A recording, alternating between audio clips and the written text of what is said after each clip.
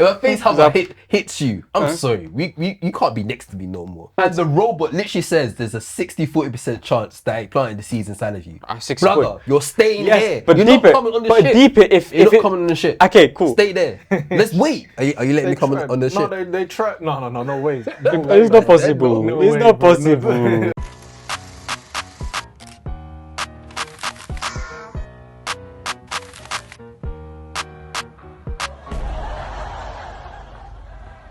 Welcome to the Outtake Show. This is episode 80. No, I almost said 80.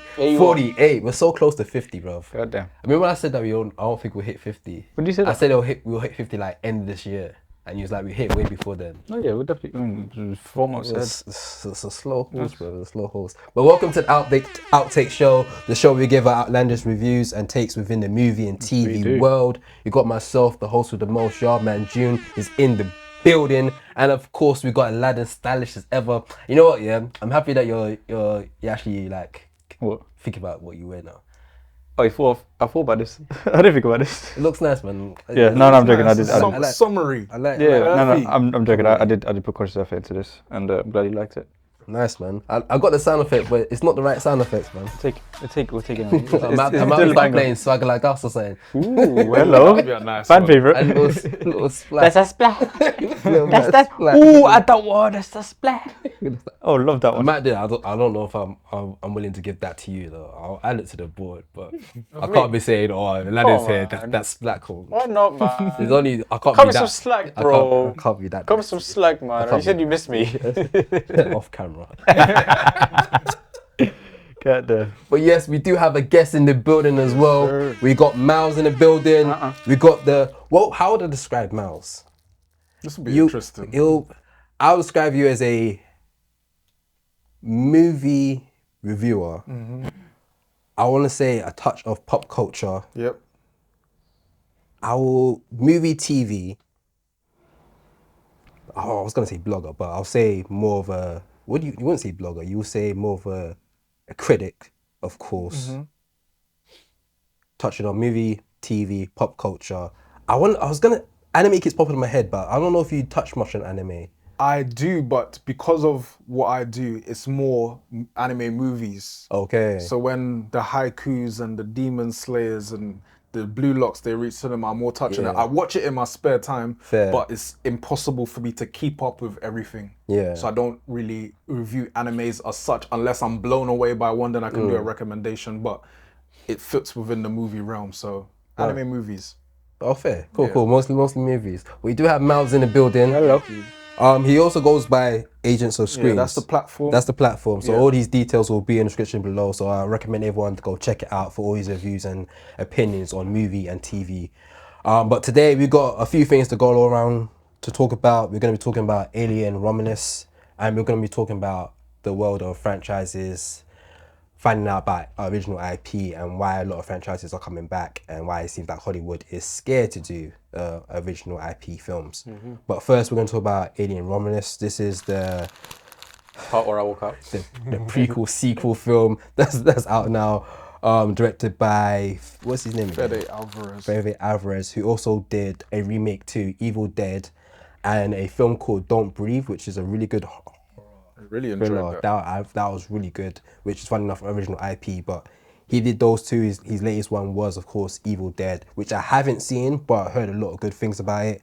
Said it was a really good remake to the original, which was done by Sam Raimi, yes, of course. So this is Alien Romulus. I honestly, before this film came out, we're going to do a quick non-spoiler review, then we get into the spoilers and everything else. But leading up to this film, I didn't really think much of it, until it came to the month where they start doing the promo run through it. When I first heard about this film getting announced, I didn't really have anything much to say about it. I enjoyed the Alien franchise. To me, it just felt like they just wanted to do another film because they didn't want to lose the IP. So I didn't care for it. But then when it came to the promotional run towards it, my excitement for it came mostly because of the director. I've seen his previous work and I thought it was good. I know he's very much of a visual actor, visual director, so I was really excited to see it. And of course, the co-sign of Ridley Scott standing next to him. Of course, Ridley Scott's known for doing the first one. A legendary director, standing next to him kind of made me go, okay, he got the cosign to say this film is good. So I was really pumped up to watch it. Watched it from recording over the weekend on a Friday, late night screening, because there was another screening for it, but there was too much people there. I was like, I don't really run bit of people. But I watched it at IMAX at Cineworld. And as a non-spoiler, I enjoyed this film. I feel it was a cool watch. There's things that I didn't like about it, mostly because it kind of followed the same story as other Aliens films. But the final act saved it for me. I think it's probably one of the best final acts I've seen in a film in a very long time. And as just a round off review of it before we get into the details of it, I thought it was a cool popcorn movie. Okay. Unfortunately, Aladdin has not watched it. I've not seen it. For a reason. Wait, before Myles gives his opinion, why didn't you want to watch this film? I don't know how to watch this film. I know nothing about Scared. it. Yeah. I know nothing about it. I never really got into that Aliens franchise. Yeah. I mean, it's not really a good enough excuse because usually what I do is I get really into a franchise before the new one comes out. Yeah. But I just never had any interest in this. Like, I know nothing about Aliens. I genuinely got like Mad Max or whatever I've got into recently. Like I knew a little bit about it, and then You didn't know nothing about aliens at all? I don't fuck all about aliens. Complete. All I know is what the alien looks like. And even then, I don't think it's. Oh, you didn't know about the rules of the alien or like, oh shit. I think there's bare of them. I think there's like 7 or 9 of them if you include the Predator films, Alien vs Predator films. Yeah. But I think as a passing interest, give the first 2 a watch. Yeah. Alien and Aliens. 100%. Yeah. And then see how you feel about That's a it. bad sequel name. What, Aliens? Aliens plural. Aliens. You know, this fact, actually, Myles, you want to give your take on Alien? Non-spoiler, I would say similar to what you said. I saw someone say actually that this is like the Force Awakens of Aliens. Oh, really? Yeah. Same thing. No, I can't say that. So it's like, Actually, maybe. it's fun. I actually enjoyed Force Awakens. Yeah. But in Force Awakens, like it's a lot of the same story beats. Yes. They use a kind of Death Star and they have to drop the thing in the middle. It's the same shit. It's literally the same way we killed them in the first one. We do the same method again. So like, so I would say I would agree with that. It uses a lot of the same things, but you could argue there's only so much you could do with Aliens in terms of it's always a group of people getting caught in a situation they're not supposed to be in. Unexpected aliens, they're getting killed. How do you deal with this problem? So it follows that same thing. But I enjoyed it, but it doesn't add anything fresh to it. It's more like I'm a director who's a really big fan of an old franchise. I want to put my spin on it, as opposed to like I have something new to add to the lore, to the legacy. So I enjoyed it, but you know, it wasn't absolutely necessary in my eyes. Yeah, I actually agree with you. I'm on the same boat of it. I think I can get into spoilers now. How are you about spoilers? Because I don't think you care too much. No, the way I see it, by the time I watch it, I would have to watch the first 9. No, you wouldn't. No, you don't. You don't. Oh yeah, how he watches. Okay. I see. Actually, on 9/11. By the time that happens. What about Predator? Have you seen Predator? Watch the first Predator. First Predator's good. First Predator with Arnold Schwarzenegger. Yeah. Really. Great. I said this last episode. I've never seen an Arnold movie. You ever seen any I can't Arnold? think of a single Arnold movie that I've seen. Shit, did that as a game. Huh? In 60 seconds, can you name Arnold Schwarzenegger? Terminator. But I think even though you haven't seen any Arnold films, you should be able to name some, no? I can name Terminator. I can name the one where he's a tooth fairy. You haven't seen Terminator? The one with a tooth fairy. No, it's the Easter Bunny. Was that? Nah, I think that was The Rock. No, The Rock was a tooth fairy. Yeah, he was a tooth fairy. He was. Arnold was a. Why is he an actor in the first place? Because he's big, What he's was he Had to acting? go, didn't it? They need him for. hench. They need to play the hench guy, innit? No, That's not Rambo. That's another. That's not. That's, He played. that's- He was in a Rambo-esque film. Yeah, that's what Commando, I think it's called. Yeah, Commander. Sad beef. got Commander. Stallone and had like the Yeah, we got beef, yeah. Terminator. We got Kindergartner. But that was quite genius casting, to Total be fair. Recall. That's a classic. Conan the Barbarian. You haven't seen Conan the Conan is the Barbarian? one I'm. Terminator The Running 1, Man. Batman and Robin, yeah. Pumping that. Oh, it's not. Terminator 2. I ain't seen all these movies. Batman and Robin. No, no. Oh, Batman and Robin. Mm. That's not a good film. That but was, yeah. as a kid, that was like looks intriguing, but when I got up, that was some BS. But like, keep scrolling. I've genuinely not seen a single movie of this guy. Jingle All the Way. That's a good Christmas one. Yeah. Yeah, it's Swear. like Greg Go. Twins. Go, get a stone dog. You know, I haven't seen Twins, but I've heard it's nothing. good. It's like one of those classics. Generally, like that's the one actor that I've just never seen. Fair Any. enough. Terminator 2 is one of my favorite of all time. Terminator 2 is amazing. Which is funny enough, yeah, with the whole Alien franchise, which I found quite fascinating. So my relationship with Alien overall is that I think the first Alien film I watched was Prometheus, which is kind of Alien. It was part of the franchise, part of the storyline. So I watched that, then I watched Alien Covenant, and then I watched Romulus, and then I went to watch... No, before I watched Romulus, I watched the first Alien, then I watched Aliens. And what I found quite interesting with this franchise, the first one is directed by Ridley Scott. Then Aliens is directed by James Cameron. Yeah. Then Is Aliens it? 3 is directed by David Fincher. So I hated saw... that movie, though. That's So wild. like all these films, I was watching them, and I literally saw the different styles Yeah, of yeah, each of these directors. yeah. So James Cameron's version of Aliens literally felt like a Terminator, even like Avatar. It felt I like felt Avatar. it had a lot of You know Avatar. what I clocked in that as well? You see, like in in Avatar, they had like the kind of mechs. yeah, And they had the same, thing. The same mechs in Yeah. Just copied that. Or even the file. one of the and just pasted commandos it. had like a scar by his eye, remind me of the okay, guy from yeah. Avatar as well. It's like, okay, so you took your little essence from it and applied it to your film as well. It was very interesting seeing these three different directors have their different styles. And the third one was like Fight Club. Bro, you know what? Yeah, the third one to me was so bad. Is it? So bad. I feel like David Fincher, which probably is one of my favorite directors, I feel like this franchise is not meant for him. I don't know why he touched Apparently that. there was, after rewatching, I was reading up on it. Like Yeah. he said that he hates the movie because apparently there was a lot of like studio interference. He didn't Oh, get like. okay. There's a director's cut as well. Like there's a lot of. I'll be That's interested one in thing what I really this like. Just am I on? Yeah, Yeah. man. So that's one thing I really like this a movie by this director, but how much is he actually? How much of his input is actually in it? How much of this movie is this guy's vision? Like that's what the whole watching a movie based on this because this director did it. I can never take that serious, man. Because the fact is, unless you fund it yourself, there's always gonna be studio input. Yeah. Studios gonna think about return on investment. But I think that's most movies, no? That's what I'm thinking. But I feel like most directors, the elite ones, know how to navigate, even though with those. That's why, like a Nolan movie, I know it's Nolan. That's why Yeah. a Cameron That's his movie, I know terms, it's yeah. Cameron, etc. But if I like the movie that's got a new director, let's say Greta Gerwig, for example, right? She's made a couple movies, enough. Like the biggest one is Barbie. Yeah. Everything she makes up until she becomes the big is gonna be studio interfered by studios, and it's gonna be like.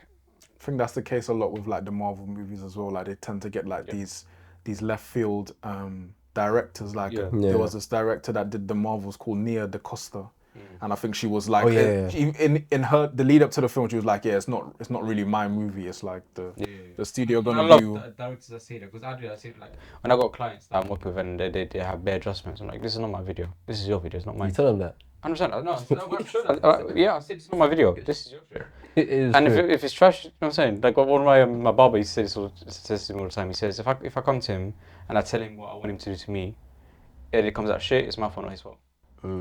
Is what you asked for, isn't it? Yeah. Yeah, and my vision was trash. Yeah. And that's what I see studios. They ask for a particular thing because they feel it's going to make a return on investment that's really good. But the director knows what's best because he's a fucking director. Yeah. And what happens, isn't it? I was going to say something else. I was going to say. Anyway, yeah. Yeah, but touching on that, I feel like with Alien Romulus, I feel like it played it very safe because, like we said before, like this, we're gonna go into spoilers now, but like it followed the same format as the original Alien, and even in I won't say Aliens too, but the original Alien, it literally followed the same format, the same, and it was just very weird to me because what I loved about the first Alien was you didn't even know who the protagonist was until like an hour into the film, like. Obviously, is a strong female lead, but it wasn't like thrown in your face that this is the person that's gonna take over the whole story. Like she didn't come into the character, or you didn't even hear from her until like an hour in, until it actually made sense. This one, of course, kind of like shines your face. This is the lead. This is the person that's essentially gonna survive. You know she's gonna survive. So it's no like real fear that she will end up like dying at any point. Not saying it made it bad, but it's like. if we're just gonna follow the same format, then what's the point of making a film? But I did enjoy it nonetheless. I think what I enjoyed the most of it was the visual aspect of it was beautiful. I think doing practical was a really good move. I think that's what adds on to it quite a lot.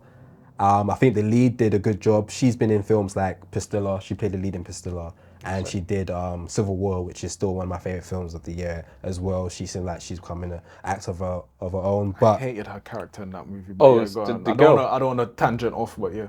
But I enjoyed her in it. But my main character that I enjoyed a lot was Andy, which is basically a robot in it. I love how Alien always has like a robot in the movie or That's another android. thing that they always use. Yeah, You know, and I thought he was my favorite character in it because I love the idea of an android. I love the fact that the humans were bullying the android, and then he was like very like he wasn't the smartest android. Then he leveled up and he became super intelligent. I love that little dynamic between the two of that. I think his aspect to it was good, and like I said before, the final act was probably the best I've seen. If I didn't have those two elements into it, then this film would have been very disappointing to me.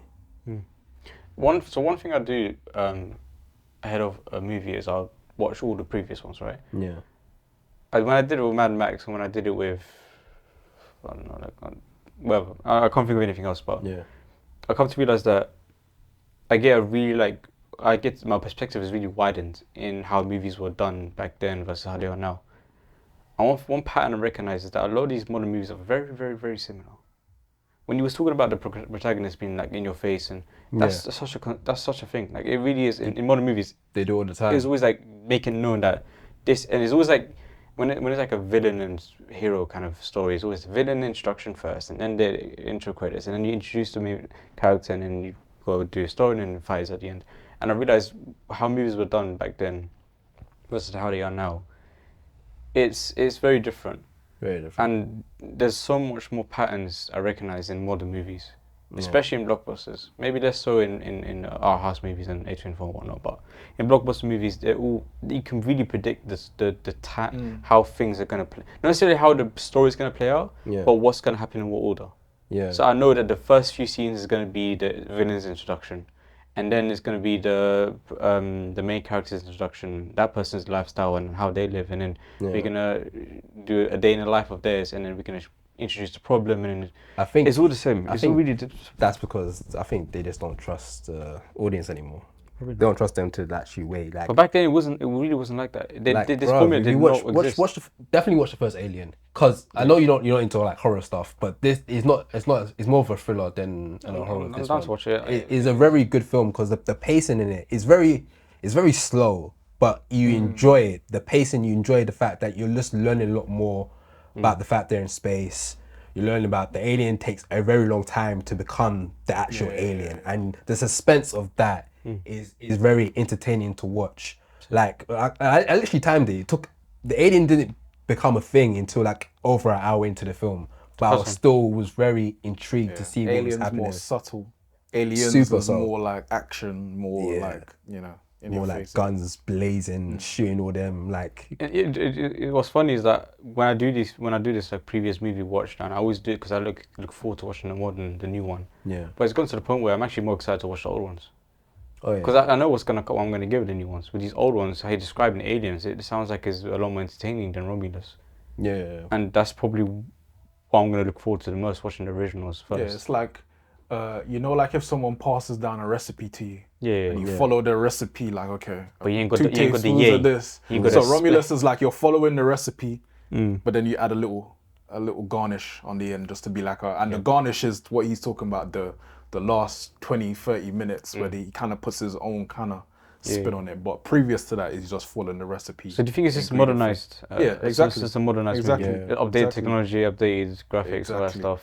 Exactly. Yeah, which was kind of very disappointing for me. Like, honestly, I was watching this film and like before the final act, I was like, oh, this film's quite mid. And then I got that scene, which was like there was a lot of suspense throughout the film. There's a lot of, for me, it felt like the most scariest alien to me because I was watching IMAX, so the sound was like really good, and visually it looked really good. But I was very much like, what's about to happen? What's about to happen? Yeah. But Can I pause you for a second? Yeah. The battery's gonna die, so I'm gonna switch it real quick. oh, fair. It's flashing. Cool. We're right back after this commercial break. Da-da-da. Myles, you want to give a non-spoiler review on Alien I Romulus? think we're spoilers now. I mean, not spoilers. Spoiler review on Oh, Romulus. spoiler review.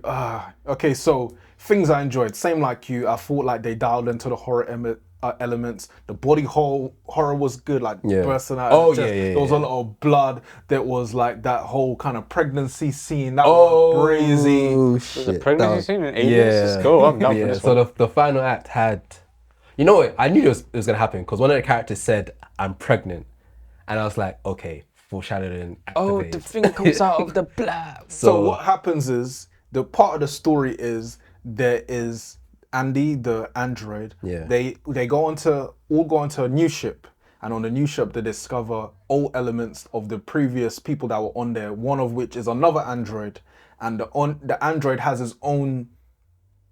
What should I? Like, he's got set like his own mission. Yeah, he's got his own mission. His mission is to protect the company, regardless of how many casualties there are. Yeah. So, the company's way of forwarding the advancement of humankind is to use some of the alien DNA, Yeah. and integrate it with the human DNA, because humans will eventually die out, and aliens are basically like immortal. They don't need to eat, they don't need to sleep. Yeah. But they showed them a video of like a rat that was kind of dead. They injected it and it come back to form. But then they left thinking that the formula worked. But when the video goes Oh on, yeah, Amazing Spider-Man. the rat transforms into some mad little kind of mutated creature. Yeah. So, pregnant woman is dying. They all thinking, we shouldn't use this, but she didn't see all of She that. see the video. So she's dying. She's thinking, how can I save myself? And she sees that. She injects herself with the thing. Oh, long day. And then instead of her turning into it, the baby. fetus. Yeah, and she gives literally she comes because the formula kind of speeds the process of things. She gets pregnant, like shows it, and just literally gives birth to it. Does she give birth, or does it like this? No, she gives prison birth break to it. Yeah, she gives birth. She to gives it. birth. Like they cut the umbilical cord and everything. Did It was she have to very bite it? graphical. Did she have to bite it, Yeah, or she she bit that. She bit Yeah, that she shit. bit. She Mike Tyson that shit, bro. Yeah. Crazy, Fucking bro. spaghetti. Yeah, black pudding. it was very uncomfortable to watch. So Oh, all the boy. body horror and like the face huggers, and the face huggers were proper. They were lit. They were lit. lit. They were probably They were better freaky than though. the proper freaky. Freaky. 69 God for real, bro. They were He's a fan. they were going crazy out there. But yeah, like the face huggers, like the one came off another one of the humans' face. Oh yes, it And was showing. the thing that they put in the mouth was going on for time, Oh bro. shit, he's like, it was in there, boy. It was in there. Pause. It's like, that was gore porn, you know. That shot, and I think they have it in the trailer. I'll put it on the screen here, but like they've shown it a lot of times. And the thing is that's where I get to see the director, because his style is a lot of that. He likes to show those uncomfortable things, and those are the rare moments in this film where I got to see his style. Other times, I saw a lot of interstellar moments in this film, like visually, like with the side shots of the craft going to places. The bit when they had to like follow the movement of the ship they're going on board, and you have to like move in the same pace as them. Oh, to dock. Like Yeah, we've seen that in Interstellar, where he's like trying to chase down Matt Damon's character. Even the the other planet, even the planet that had like the Jupiter like rings. Yeah. I like that. I like all That, the yeah, visuals, visually, yeah. it was quite good. But yeah, so the body horror was great. Yeah. I felt like they built tension quite well. As you did. said, David Johnson's performance was really good. He plays this kind of dual role. So David Johnson, he plays an android called Andy. Yeah. Andy's a damaged android. So he's kind of like glitchy, kind of like not sure of himself. He's getting bullied. But then when they find a new android, he gives him like an updated program. So when he puts it in, he's like, Windows 11. Let's go. Yeah. like he goes into a different, the personality is different. He's super cold, super like they're begging him to open this doors, but he just won't do it. Like, it's like, I'm going to do whatever's best for the company. So I enjoyed that. But in terms of stuff I didn't like that it was basically a carbon copy of the previous Aliens. Yeah. And I felt it was kind of predictable as well. Like from the time you saw the mutated rat, you know, like later on that's going to come into play. We're gonna get mutated alien. And I felt like you didn't really, I don't know if it was just me, but I didn't really care about any of the characters. Bruv, the characters were so dead to me. Every single one of them. And the thing is that they felt like they're trying to spend some time for you. That it took a while for them to actually go into space, and I thought that was the moment they're gonna give you a little bit essence of the characters. But I didn't care about, bruv. I didn't care if he was gonna die, bruv. Just die. Exactly. Like it was cool. And like if I compare it to the first Alien, where you didn't really get that much backstory of the characters, but for some reason I cared a little bit more. Like this one, you got backstory. Like one of them had their mum died from a droid, so he hates robots. I didn't care. The other one pregnant, I didn't care. I didn't care. But the first Alien, you didn't know if they were mums, you didn't know if there was dads, you didn't know if they had brothers, you didn't know if they had siblings, you didn't know anything about them. But for some reason you just cared about the story a lot more. This one is like, bruv, it felt like a horror film. Better writing, I think. Yeah, I think that's what it is. It was a lot better writing in the first one. You said you didn't like the lead character. I think she was okay. Yeah. I thought she was okay. I don't like. She was basically Ripley.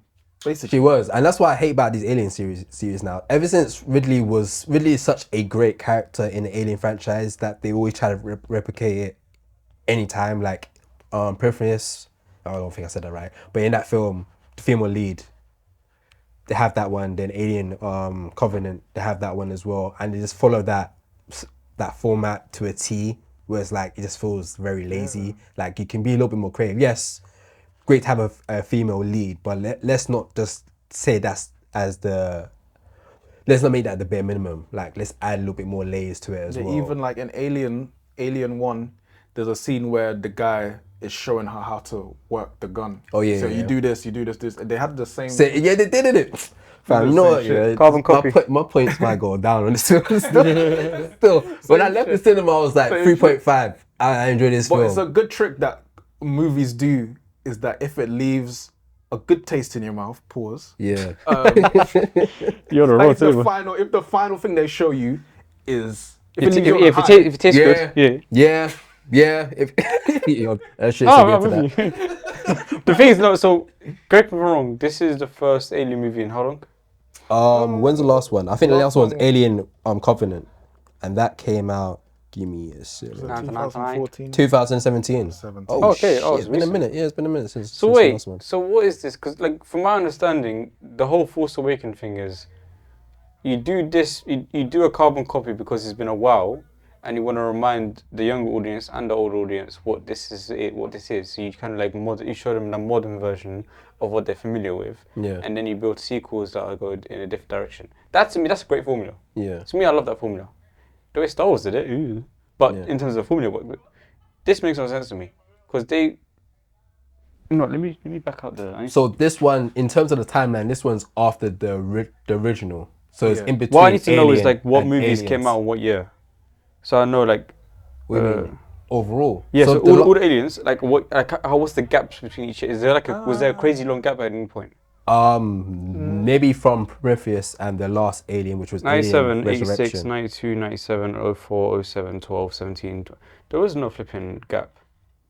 What are you talking about, Aliens? Yeah, there's no gap between alien movies. Like big, like we're talking like Star Wars. I mean, the kind of gap. biggest, not that much, because obviously you had the Aliens Professor Predator, but the last gap between this one and the last one is almost 7 years. 7 years, which I think is a big enough gap. Okay, fair enough. Between the two. That's why I So feel like he felt safe enough. Yeah, He's treating it the same way as Force Awakens, like we're doing a remake, Oh, so it's a reboot. but it's a reboot in a way. So But just have they got like sequels planned? well, this one seems like he's doing quite well, so I won't be surprised if they say let's roll through. I think they're a lot doing more. like a TV series as well. Yeah, I think That's Alien the only World one- doing Alien World with Hulu, Jurassic World. which is But that's- which is what I'm finding out about the Alien series is like the next couples, all the sequels we've had have always been about the past. They've never done anything new. Another sequel which is like upgrading the story. They always go back to the past. So the last sequel's been Prometheus and Alien Covenant, which is before Alien in terms of the Alien timeline, and then Alien Romulus is Alien in between the first one and the second one, and then Is it Alien between? Earth, it's in between those two. And Alien Earth, which is going to be a TV series, it must be the first film before Prometheus and like Alien They're Covenant. scared of general. So it's like, why can't they go do if you're gonna do a sequel, why can't you do a sequel that's just like the next story? Yeah. Like, just go further down into the past. Where it's like I don't know. I don't understand why they do that, but That's funny. I haven't seen Alien on Resurrection, so I don't know if that's like meant to be the conclusion of the whole Alien series. And there were in this film there were a few moments where characters made really stupid Oh. decisions, but that could just be a horror thing, because you know, like in Yeah. horror movies, they do Yeah. like Everyone loses brain cells. Yeah, but when it's then scared. even when I see that, I'm like, fam, is there no sense of logic at all? like the guy who was Let's talking be honest. If you were chased by an alien, would you be thinking logically? Bruv, my girl got hit by the face eater thing, yeah. Mm-hmm. Did the whole nasty freak nick where you take it out and the whole thing's like coming out. Yeah. My man, Andy's like, I cannot let you bring this woman into the ship because he may have planted the seeds inside her. Man just said, oh, I don't know if he loved her or just that's her friend, that's his friend. He grabbed her and just took her and just ran into the ship. Everyone's like, why. the thing came out in like, And they had the X-ray thing Yeah. as well. They could have checked. this was sick as well. 'cause- But love, innit? Bruv, it came through. The whole ship got demolished, bruv. The guys that are watching from the other ship are just seeing the ship like spin around because obviously the alien came out of her, Yeah. slapped at the pregnant girl, knocked her unconscious, and now it's going on a madness running around. And literally just that action there is what we got through the whole film. It is the catalyst to all the chaos that took So you should be grateful. transpire. Even that same guy, when he found like a cocoon, Man trying to laser it. he tried to laser it and it started bleeding, all of that, yeah. Acid. And then after that, he was just standing there watching it like that. And then the tail come out, hook him in his chest. And I was like, bro, move, man. When you gonna kill it, move. No, bro. I'll be dead serious with you lot. I don't think none of us would be doing all that we were saying had we been in that situation. Bro, I'm not standing and in standing terms of that, maybe not. 'Cause deep down- if a what's it called again? Is it a hug? What's it called? Face again? hugger. Face hugger. That's a funny name, bro. What? If a face hugger hits you, I'm sorry. You can't be next to me no more. It's Bro. over. Bro. It's over. Even, especially after they explain I thought exactly, they explain Yeah. exactly what happens. Like it goes into you, it's gonna Okay, hatch but out no, your but then chest. switch it out. And the robot literally says there's a 60-40% chance that it planted the seeds inside of you. 60 Brother, point. you're staying Yes, there. but you're deep not it. coming on the But ship. deep it if you're if not it, coming on the ship. Okay, cool. Stay there. Let's wait. Let's just wait. Let's just wait and see. But deeper, yeah. Had it not been me, had it been someone that you care a lot about. you have to wait. No, but I love you. No, I love you. but you have to wait. But he said 60-40. Had he said 80-20 or even 70-30, No, allow it. I'm not much of a 60-40 gambling guy. What can I 60-40 is say? close to 50-50. What can I say? I'm not a gambling guy, man. I don't like my odds. I don't like my Bro, odds. 60-40 Stay is there close for to 10 minutes. Stay there for 10 minutes. And And chill. chill. And wait. Yeah, but deeper. If it is a 60% chance, that means your brethren, the one that you love, is about to get emmed, and you can do something to save me. How?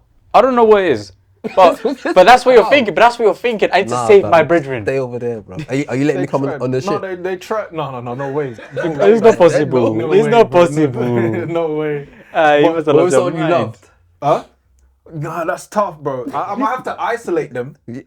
But he There you says go. the 60-40 part Bro, stands out. Stay off the Isolate them. ship, man. You're not coming on You're the not ship. doing Wait. this with someone you love, my guy. I'm telling you. I am. Because you're I am. thinking. No, fair I enough am. if I you am. know, Because because you're you're thinking- love Fair now. enough, Because he you're tried to thinking- save them, but what That's he what I'm tried to do, he tried to save them and flee. And if he fled, they Yeah. had no way of getting off the ship, Yeah, bro. yeah. Like, No, but he so- fled from the robot now, No, Yeah, he fled from. Yes and no. Yeah, yeah, right? Because the robot's gonna 'Cause he dash was- her back in the. Yeah, because he was trying to fight against the robot. That's what I'm And saying, and obviously he's not he- winning that fight. They gave him a little bit backstory. Obviously, he hates robots because they did his mum dirty. So you got another one. So a robot is trying to kill someone that he loves again. That's how he's seeing it. That's how how when he's you seeing put it. the pieces I still, together, I it still makes think sense. it's Had very you been in those it's very shoes? irrational, stupid. No, typical but had you horror. been in those shoes, horror deeper, are they action. expecting? Was this the first face hugger in the movie? Yeah. Yes. So they weren't expecting this shit Well, no. in this particular movie. Well, so it's the first one that he's been exposed to in this particular movie. yeah, you yeah. could So say he that. has no fucking clue. This. But the robot tells you, The bro, robot tells this them. literally what happens with the aliens. Like, he gave you the whole play. Doesn't And matter, he bro. goes and Told he you how to gives you take Bro, scenes I can as see well. a It comes picture up. of a flipping lion. If a lion pulls up on me right now, all logic is leaving the Your door. phone said, yo, if you do this, your phone's never done this before, and you're telling me this stuff. Will you not go, let me just listen to what this thing's telling me? Doesn't matter. This phone telling me. The robot. I hate phones, Bro, the robot. I hate phones. Half his body is wrapped off. Deep it, bro. I hate phones. I'm this character. I hate phones. So you're not I'm gonna listening to any the phone? I'm deep. It's like is Alright, is my head. We end it like this. No, I'm with you. I heard what you're saying. We end it with this. You'll be wrong. I know. You'd be wrong. I know, bro. And then I'm everything goes justifying. left. I'm justifying the behavior of decision, someone that is yeah. in that particular Okay, position. okay. So it may sound stupid from someone that's watching it in the comfort of their cinema room, but had I been in the movie, it's a different situation. You know what I'm saying. I Anyway, still sorry. find it a stupid action. That being said, I'll probably do the same thing. I'll be double shit as well to do the But there same was thing. another creative scene that I liked. Speaking of like, obviously, there's a lot of carbon copy. But one thing with the aliens, their blood is acidic. So if you kill one with a gun and it splashes on you, like it will literally you're done, burn yeah, you. Or so one thing that they said is that because of the ship that they're on, if the blood melts the ship, because they're in space, it will cause like a vacuum and kill you're everyone. done. But there's like an anti-gravity thing on the ship, so they was a good turn point, it wasn't it? off so that when they shoot the aliens, the blood is just floating in the air like that, and they have to kind of avoid it at the same time while being suspended. And that was quite a good scene. Yeah, that was hard. That was hard. I think I saw some clips. I don't know how true it was, but it said that the director was inspired by the video game. Okay, There was some elements of the video game. Even the bit where there was a bit where all the face huggers were in a room, and they said that they obviously they can't see, but so they go off by body temperature, so they have to raise the heat of the room to match their body temperature. So they had to walk that's through the hot. room while the face huggers were there, and it was very like suspenseful. And I think that was a carbon copy from element from the video game. So it was I like those type of scenes that they added to it, which was There was quite one good. scene I didn't understand, but I don't know if you could explain it to me. Yeah. So they're trying to escape, and it's the anti-gravity thing. It's the time's counting down. Yeah. The counter goes down, and she starts dropping. Yeah. And then instead of letting her die, the alien grabs her foot and just starts screaming at her. Yeah, I don't know why he did that. Why you just yak her and just like Yeah, just let her die. yeah, I don't know. I Why don't did he know. save her? I don't understand. I don't know. Maybe because some of them want to put seeds inside of you, and like I don't Can know. they only put the seed if the body's alive? I think so. I think Okay. sometimes there's been how's that- past how's- alien films where they put them inside the cocoon thing and they're still like alive, and then they'll save them or not. So maybe he was looking at her as like, this person seems perfect to put my host. seeds in. Damn. Pause. Thank you. I appreciate you for that. Bro, it's fine. When you're lacking, I got you. Know. all pauses are covered this episode. Lastly, on this film, obviously we spoke about the final act. What's your thoughts on it? Because this is probably peak cinema for I you. thought it was dead. Imagine. I thought it was cool, but we've seen the kind of humanoid aliens in that. I think it was Prometheus. Was it Prometheus? I think so. You know. But it was.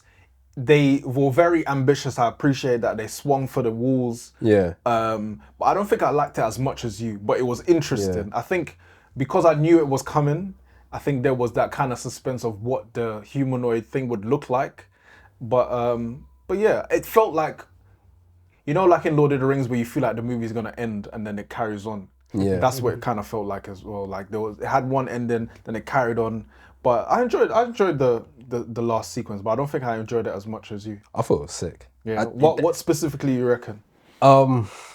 So I think it's just because I kind of was on your as well. I was kind of on your thoughts on it in terms of like I kind of saw it coming. The moment she said she was pregnant, I knew they're gonna like put some alien stuff in, like combine that together as some form of fashion. So I was waiting for it to happen. And if you've seen any alien film, there's always like, okay, they're safe, but they're not safe. Like the typical horror aspect to it. So I knew all these elements would happen. I think the way that sequence took place was just well done for me.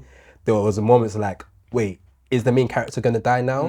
Like there was like actual fear that the main character might actually be at risk at this very moment. The pregnant girl, she's dead. It's gone through, but I felt scared. I felt the suspense, I felt the tension, and I was literally like, I felt like the FIFA game where I was sitting up, like just watching, like, oh shit, what's actually about to happen? And the actions that took place to even get rid of the alien, obviously, like we said before, it was the same type of strategy as we seen in the first Alien to get rid of the alien, just like open the vote to have it come through off the ship, which just seemed like the only way to kill an alien is like just get him off the ship. Alien 1, Alien 2. But the way they done it was good. That one of the final shots when she's like hanging off and you're seeing like the ring of the planet as it exploding was just like a beautiful visual to see. So that made me go, okay, that was sick. Does it save the film for me? In terms of like not giving it a complete mid, I say it's good. I'll recommend it people to watch. So I hold a lot to that scene for me to say it's a good film. So if it wasn't for that scene, I'll say his film was trash. So that's why I hold up to this scene so much, because I think it's gone off what you said in terms of like, it left me on a high. It did. Yeah. And then afterwards, now that we're talking, this remind me why I did not like So this. that clarity, yeah, that post-nut clarity. No, that's not a pause. Hey, you. Hey, yo. I watched the trailer. I see the scene come out as Fro. You're saying personal clarity. Things are all going all like... That seems crazy, That innit? seems wild. That seems wild. That seems wild. But Come on, yeah, the throne, that's our thoughts on Alien Romulus. I'll say it's worth watching if you enjoy the Alien films. Yeah. I think for next, if they plan to do a sequel, I think they will do a sequel. Let's do something completely different. Take it left, man. Aliens go New York, man. Let's go, man. Jurassic Bro, Loud New York, bro. I'm Fucking tired of hell. seeing these aliens go Brixton. That's some attack the block here. That's like the block. I want to see the aliens somewhere else, man. I'm tired of seeing him on these ships, man. The ships look cool, I can but just see cut, like man. someone taking the face logo off the thing, the camera, and one next man saying, "Yo, why for that? Why for that, Rusk?" Brits can never be serious, did it? You can't be Even the most serious. tense moments. Man's like trying to take the thing off his face. Man saying, I "Why?" said, hey, yo. Hey, yo. But yeah, Oh, my rating will still be kind of the same. I'm on the cusp of a 3 out of 5. What would you rate it out of 5? Out of 5, I would say 2.5. Damn. Shut. Fair enough. Who's gonna shut up? if you- 3 is, yeah, 3, fair, 2.5. fair. You know, this film's got a lot of mixed reviews, to be fair. A lot of people love it quite high. I've seen some people saying it's the best in the franchise, which is not true at all. No. But some people I've said it's really great, said it's good, and there's a lot of people that say it's very disappointing. I think people that are real like into like the Alien franchise just see it as the same as the others. So I think just it's back. trash it. It's like a gift and a curse. Like it takes it back to basics, which is like you're stuck in a place. You have to fight these aliens. So in that sense, because we haven't really had that in such a while, Yeah. it's refreshing. Because like Covenant and Prometheus, or Prometheus especially, they take it quite left. They take you back to the origins and engineers and is there a god and all of these type of mad concepts. Did you enjoy those ones? It was okay. I thought it was good, you know. It was okay. I realized a lot of people did not like those films. It was interesting to like Prometheus didn't really feel like an alien film. Yeah. But yeah, it was refreshing to see like a different type of take and try to expand the world. But yeah, so it's a gift and a curse in terms of like taking it back to basics. Like they took it back to like the survival horror, Yeah. but it didn't do anything new with it. Yeah. Yeah. I think that's a perfect way to end our review on Alien Romulus. It's out now in cinemas, so if you do want to check it out, please do. I recommend watching in IMAX just because the sounds and the visuals just deserve that type of watch. But we're going to move on to our main topic now. Kind of just touching on Alien Romulus, but touching into like franchises coming back. So this is a note that Aladdin mentioned in the group chat for us to talk about. But we've noticed that there are a lot of franchises returning back into cinema. So like, of course, we have Alien, we have Beetlejuice, we have Inside Out. There's a lot of sequels that are coming out, and it seems like they are the main thing that's now in cinema. I would love to hear you guys' thoughts on what seems to be like the new standard for movies now, that it has to have an IP that people recognize for it to flourish. Aladdin, do you have any thoughts on it? Because of course you're the one that mentioned it as a topic, so great to hear you start off. It is very difficult to talk on it because like if it was easy, it would be like, okay, sequels are shit and new IPs are good, right? That's the easy way of talking about it. But the fact is, there have been some sequels that are better than the original. One that comes to mind is Blade Runner, where the sequel was significantly better. You know what, yeah, I'm with you, but I think a lot of people will disagree with that. Take away nostalgia, they will agree with me. Probably. Take away nostalgia. And so, it is a difficult conversation to say, or it's a difficult question to say, is it a good thing or is it a bad thing? Fact is, a lot of the time, it is a money thing. A lot of the time, it is... I think it's only a money thing. I think, no, not all the time. I think certain sequels, they're done with a certain level of passion.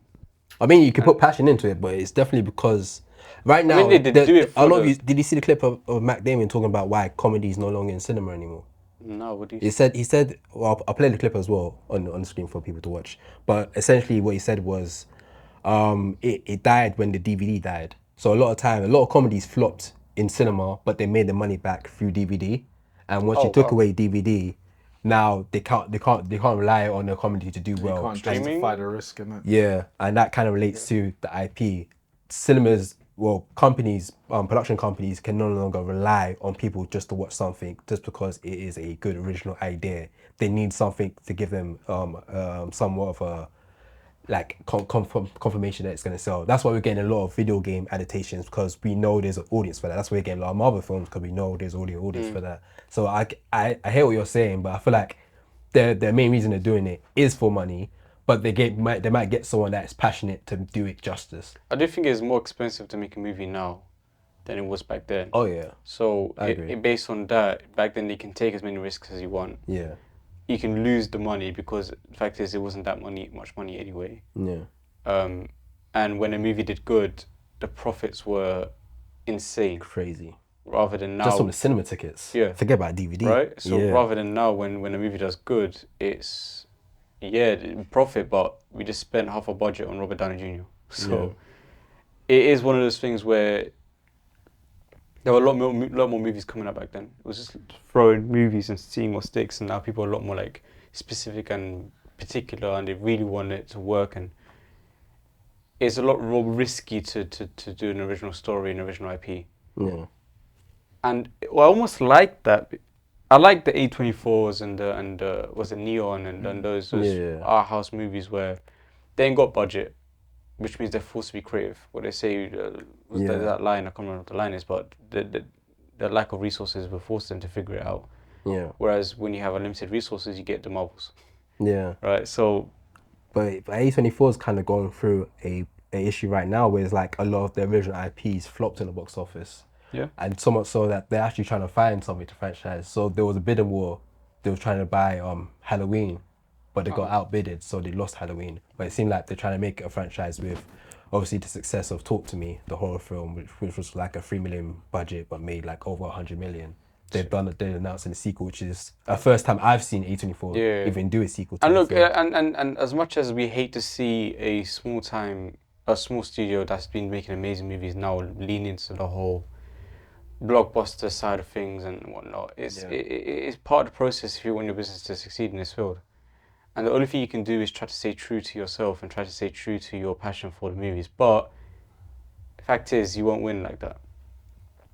Like Marvel, for example. Marvel's a great example. Marvel, when they released Iron Man, that was the biggest risk they could ever have taken. Yeah. Because had that movie flopped, Marvel Studios would have lost all their IPs. Yeah. So other studios, they put everything on the line, and it's that passion and desperation that created 10 years worth of magic.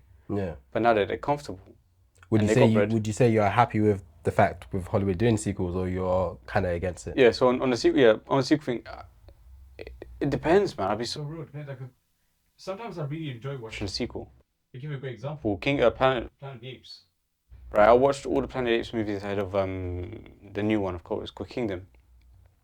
And Dawn of the Planet of the Apes was the best thing they could have done. Yeah. That was a sequel. That was a reboot, and they brought back from an olden IP, and it was sensational. Yeah. So whether I like it or not, I can't. There is no yes or no answer to that, unfortunately. But we're getting a lot it's a though, risk. bruv. Have you seen what we did the last episode? We talked about D23. Bruv, everything that was announced was a sequel. And some of them were good. That's And what like that's the thing. Like he was just saying, like it depends in the realm of Disney. Disney, unfortunately, are all about the money. Yeah. But they also some of this shit slaps, bro. Because look this way. Toy Story 5. Toy Story 3 was a sequel that I know, Right, I know, Toy Story but 4. it depends if the story. That was good as well. Once the story Toy is Story 4 was not good. I thought it was good. You like Toy Story is 4? not full. Dude, kaboom! Are you dumb? No, Toy Story 4 was okay, but it was unnecessary. But at the same time, Toy Story 3 was an unnecessary sequel as well. Look deep Not it. really, because When did it you come never out? really mad at a third film Technically- because you want a trilogy. technically, Look, I got Technically- it here. I got it here. 1 second. no, technically, I hear what you're saying in terms of it's unnecessary. However, at the end of Toy Story 3, you have the arc. It's like a Yeah. perfect arc. Yeah, exactly. Like, and then it ends. But then when you continue after the proposed ending, that's when it becomes like unnecessary So be it. territory. And but at the same time, we get these situations, and they just keep going, and eventually they might catch it with one thing. Like I think Indiana Jones was good, shit, and then one of the later ones was Well, really the good. early The later ones, ones. the I didn't watch early it, I ones didn't were watch it. all good. Yeah. Then they had the Shia LaBeouf one, which was then whack. it went left And from then there. And it was the new downhill. one, the last one that just came That out was whack as well. And, Okay, and maybe flopped that's a bad crazy. example. I think the budget was like 300 Yeah, million it plus lost or Disney a something. lot of money. A lot Like- of money. And they were banking on that to do really well. They were going off the premise of it's not original IP. It's IP that people know, and so they just assumed it will do well. That's why they put so much money into it, and Right. it flopped. So that's a prime example of actually realizing that maybe going original is the best way But forward. even that going original works, and I play devil's advocate because you already know I love my original IPs.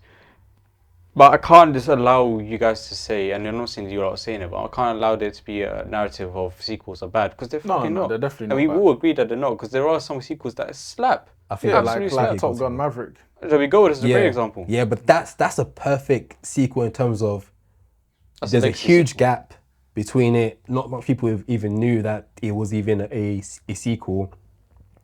So there was enough of a gap in between for you to go, okay, let's get another one of those. I got a great one right now. I'm on ChatGPT. I've got like a bunch of them. Chat. Chat. GPT chat. Fast and Furious Tokyo Drift came out in 2006. Oh, cut, man. Let me land. Fast and Furious 4 came out in 2009. Now, is that a big enough gap? Yeah. 3 years is a big gap, right? Yeah. No, 3 years, not really. But Fast and Furious 4 was good. I'm saying, but it came back and Fast 4 was good one, innit? With Yeah, Fast that's 4 when Rock jumped in. yeah, and then Fast 5 5 and then That's 5. Fast 5. That's what I'm saying. Fast 5 is when Rock came in. I think so. Fast 4 is something else. The Fast 4 was with Fast 4 Shaw. was alright though. No, but in fact, what I'm saying is that it's brought back, and then because when it was brought back, it started becoming amazing again. Because then you got Fast 5 and 6 Yeah. and then 7.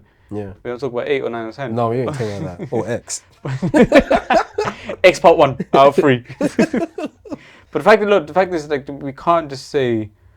I think it goes with the great line of what you live long enough to become the villain, bro. Like when the franchise if you die a hero or live long enough to become a villain. when you Yeah, pump it's in very- too much. Like even Okay, what about Mad yesterday, Max? even yesterday, it got announced that John Wick 5 is coming. Oh, cut, man. Like, No. Bruv, Yeah. he However, spoiler like, alert, listen. he died. he died. No, he didn't die. though. But he no. Well, you're both right. He did die. But He it didn't off- die. They did it off camera. See how these Like, executives work. They filmed it for him to live, Yeah. but with discussions, they put it with him not showing like no after credit scene, Yeah. just to see how things go, see how well the movie does. Yeah. But they wanted to bring him back. Yeah. But I don't think they should though. Did Exactly. anyone watch the Continental? No, I heard bad things about it, so I slid away from Nice, it. I don't want it. Yeah, But no- spin-offs like allow it, but yeah, The thing is, maybe I'm weird. I want to try to do this don't thing where overstay your welcome. So No, I'm but not against Yeah. sequels, but don't overstay. I your welcome. think that's alright because my thing is now John Wick 1 good, John Wick 2 good, 3 good, 4 good. If 5 is shit, I can just delete that out of my mind and just have my first 4. But take the risk. Because John Wick 4 was unnecessary.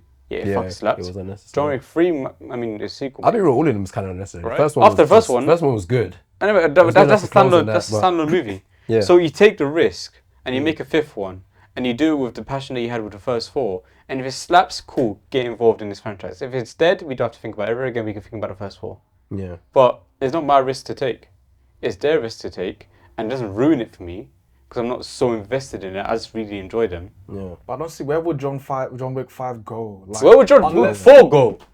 No, John Wick. They 4, figured it out. he- I don't know, but I'm saying he- they make a story. But the Yeah. way John Wick 4 ended is like, bro, you could just end it. Like, what are you gonna bring back him to Let him do? die, No, but let I'm him saying, rest, but bro. we've- He's killed everyone. He's got Fam, to the John- high John table. He's good. Like he's done John everything. Wick Yeah. just makes no sense. John- The high John- table, he kills the high table, the high table comes back, only he thing- go kills them again. The only John thing Wick I've Civil War. seen interesting, like The dog is back. No, he's fighting the dog. the interesting concept I've seen with John Wick 5 is someone saying like it will mirror like Dante's Inferno where he's fighting his way out of hell. I would be interested to see like. Right, so there's Nah, definitely that's taking it left. That's supernatural shit I now. know that's Constantine. no, but there's always a story. Hey, he did play him. Fact is, it's not my responsibility to figure out the story. It's the writers, and again, 5 wouldn't ruin it for me. Even if it's the biggest, if it was worse than Madam Web, it wouldn't ruin it for me. You think we should get a Shrek 5? A Shrek 5. We get anyway, whether I like it or not. No. I'm good. I'm good, bro. I didn't even realize there was 4 Shreks. No, the one with the Rumpelstiltskin. That's good. You should stay like that. Yeah. End it with But that's three, bro. what I'm saying. Like my thing is now, fuck it. Like I've gone to the point where now that I've been heartbroken by Marvel, I'm like, no, I just don't give a shit about nothing. I'm on a fucking thing. Like do it, and if it slaps, happy days. If it doesn't, I don't give a fuck. Because Yeah, it's not my it's movie. just a matter when you can blatantly see like certain things are just purely motivated, like he was saying, by money. Like with Marvel, you got not before now, not everything hit with Marvel. Yeah. But now they're just oversaturating. When something makes money, they're like, okay, we're gonna do the Continental TV series and then the ballerina spin off, and then like yeah, it's they're just on it. like Wait, ballerina yeah, spin-off. Yeah, with yeah. Anna de Armas. Yeah, there was talks. Oh, about I thought doing you that. saying ballerina spin. If Oh, you're making no, a no, pun. no, no, no, That's a no, great no. pun. But Oh yeah, spin off. Yeah. but that's it. But but that's it. Like the fact is, some of them is good. Like Gen V was good. Generally right? was good. That was a spin-off. And Yeah, well, I was talking about. I'm not mad at spin-offs. oh yeah, but the fact It's is when like you do too much. yeah, yeah, but that's what what my, is too much? Do we my thing like goes. Echo? I don't want no Echo series, bro. Damn, did no one like Echo? Nah, bro. yeah, but we wanted a series on that guy from Rogue One that no one knew about What, that Andor? died. Andor, right? Andor was good. I know, I know. good. Yeah, but I'm saying Yeah. that's who he was. He was that random guy. But it's like the ratio, like with the Star Wars series, like the Acolyte, and then you have the Bad Bunch, and then you have Mandalorian, which was good until it wasn't. Yeah. And then you had what else was there? The Star Wars series. Ahsoka, Obi-Wan Kenobi, Ahsoka. Oh, shit. Obi-Wan. There was It's Baba. Is it Baba Fett? Boba Book Fett. of Boba Fett. Boba Fett. It's just like Right? the But ratio. what I'm saying is, on the Andor thing is, in terms of spin-offs, it's basically the same as Echo. Let's be honest. It's just a next Not product. really. If anything, Echo is more interesting than Andor.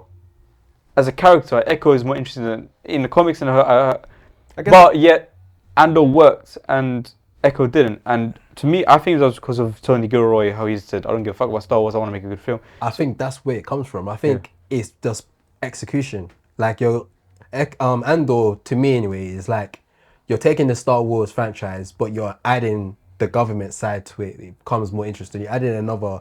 No, but cast they've always to did it. the government shit. It just didn't work until now. To me, well, I'm not the biggest Star Wars fan, so I could They- be they wrong, did it in but the I just prequels. never experienced that way until I saw Andor. It felt more down to earth, more like people orientated, more spy, like government, like backstory towards Also it. depends on who you get involved with the project and Yeah, what's your that's it. motivations behind it. We will never, I guess, we'll never know what their true motivations. Could have been behind money. It. It could be like It's you know, Disney. You know what I'm saying? I just genuinely want to tell a really good story as opposed to be like, okay, let me give this person who's never had an opportunity to direct something, to direct something, and then we wonder why it flopped. It's like, okay, let's look at this person and they've only been involved in trash, but let's, for the sake of representation or whatever the case may be, they just do, you know, do it by What's going through my mind right now?